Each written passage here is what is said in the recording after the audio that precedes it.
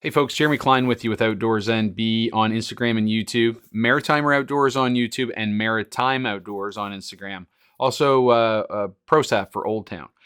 In today's video, I wanted to kind of touch on something I've been seeing videos of and how-tos on Instagram and Facebook, basically around the use of lights on kayaks and more often than not on sit-on-top fishing kayaks. Guys and gals are trying to do the right thing by putting red and green navigation lights on their kayak because they want to make sure that they fall into the regulations. Different states in the United States have a little bit different rules, but primarily everything's going to fall under the International Marine Organization's laws and regulations. And then each country further stipulates special rules under those regulations. And then down in the states, different states have different rules and regulations above and beyond that. But they all fall under the general IMO rules. You need to check if you're in the United States, you need to check your state and local laws for navigation lights. In Canada, the regulations are governed federally, or they're mandated, and they're enforced federally. The rules are basically the same. If you need lights on your kayak where you're kayaking, then they need to meet certain criteria. So there's guys out there, and you didn't know, and it's not your fault, and nobody told you. I've seen videos online where guys said, yeah, I bought this with my Yak Power stuff. Right on Yak Power's website, it says, do not use for navigational purposes for nav lights. Because if your intent is to meet the regulatory requirement, you have not. And the very reason is all of these lights, which I don't have the all-around white on right now, there's certain angles that they actually have to be visible in and angles that they should not be visible in. So let's break down what these rules are applicable to and where they come from. Now, it's been a long time since I studied this stuff, and I had a limited master's captain's license. We used to run a whale watching boat up here in Canada. So here in Canada, navigation lights are governed by Transport Canada. Internationally, and in each state or each country, they're still under the IMO regulations. In Canada, Transport Canada kind of regulates that. In the United States, U.S. Coast Guard. And like I said, state laws may differ slightly. But we all are under the IMO regulations. So let's look at what those rules state. So in Canada, Transport Canada has essentially broken the IMO rules down. And I'm going to focus on Canada because it's what I know and it's what I've got a little bit of background in. But we're going to go right to the regulations so that I'm accurate, okay? So in Canada, they've broken the IMO rules down to small vessels and large vessel regulations, then pleasure craft or commercial craft, to kind of keep it simple. Kayaks fall under small vessel regulations and then further into pleasure craft. From there, Transport Canada further defines pleasure craft as either power-driven, sail-propelled, or human-powered. There's a couple different categories. They define a power-driven vessel as any vessel propelled by machinery. And it does not specify internal combustion engine, electrical, yada, yada, yada. It just states if it's powered by machinery, it's a power-driven vessel. So what this means is your paddle-driven and pedal-driven kayaks are human-powered.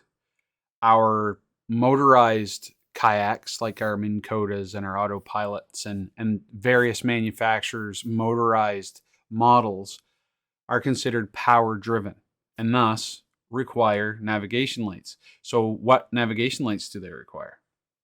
So for your starboard and port lights, the angle is from straight ahead, straight down the center line of your vessel, straight ahead, back 112.5 degrees to the right on your starboard and 112.5 degrees to the left for your port light, right? And the reason for that is, with the exception, there's a couple of exceptions. I think they apply in Canada. I know they apply in the States. Above a certain length, smaller vessels have to keep out of the way of larger ones. At night, how can you tell how big that boat is? All you see is a light or two lights.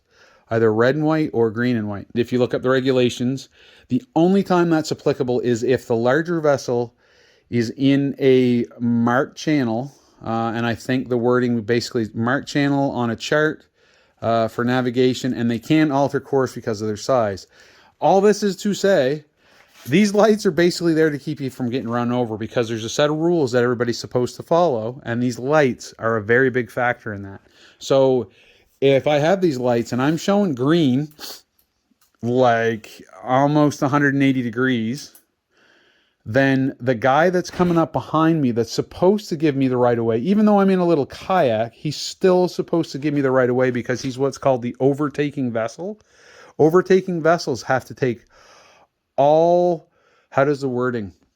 Overtaking vessels must take all necessary precautions to avoid hitting the boat they're overtaking, regardless of what the boat they're overtaking is doing.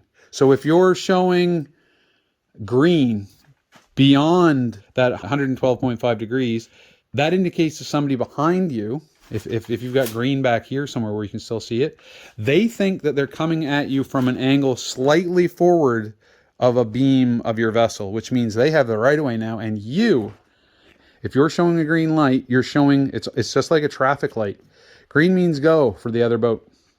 And if you're showing that green to the other boat, they have the right of way and you have to stop for them, which isn't a huge deal. Most folks in kayaks will give the right of way because they think they can, but it's kind of like pedestrians on the street. The pedestrian has a right of way in North America over the driver. And when you start giving that right of way away, it confuses people and it can cause issues for other vessels as well. So you need to know the rules of the road on the water, or the rules of the water. They call them the rules of the road when we're learning about them. But you need to know the rules of the road and you need to follow them because they're kind of a standard, and people start getting confused and it can cause accidents if you start deviating from those rules. So we've established that motor-driven kayaks require navigation lights, but we haven't established when they need them. They are only required if you're out in navigable waters before dawn, after dusk, or in limited visibility, being fog or snow or things like that. So why haven't manufacturers installed them from the factory? And it's simple. If you're not going to go use your kayak in those conditions, then you don't require them. So why would they increase the cost of their kayaks by installing this more complex system within them? It's also going to be extra draw on the battery, potential for more warranty exposure. So manufacturers do not install lights on them because not everybody's going to need them, so we can keep the cost down by not installing that system. So that's kind of my little rant, and I'm not posting this video to call people out. I'm posting this video because I truly believe most people don't know, because why would they? They've never ever been educated on it, and they think they're doing the right thing. And if you think you're doing the right thing, I don't want to be an idiot about it, right? I want to just inform people you need to have the right thing for those lights. Most law enforcement officers won't give you a hard time, but we all know there are those guys out there that are on a power trip. Most aren't.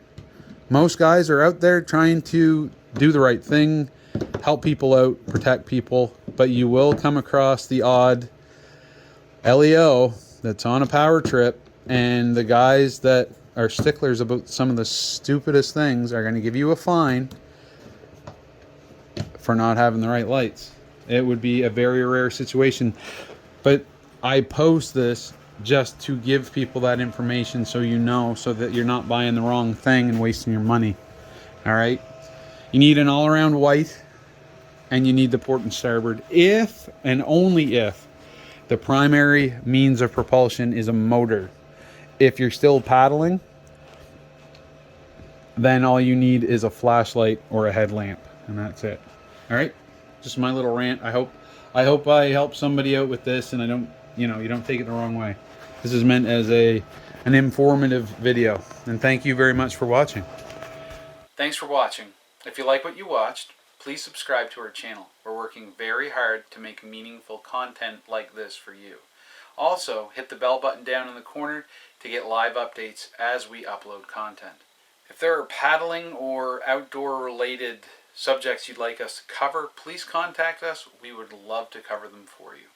And if you're looking for really cool outdoor and paddling related pictures, please check out our Instagram feed and subscribe there too if you like what you see. Thank you very much.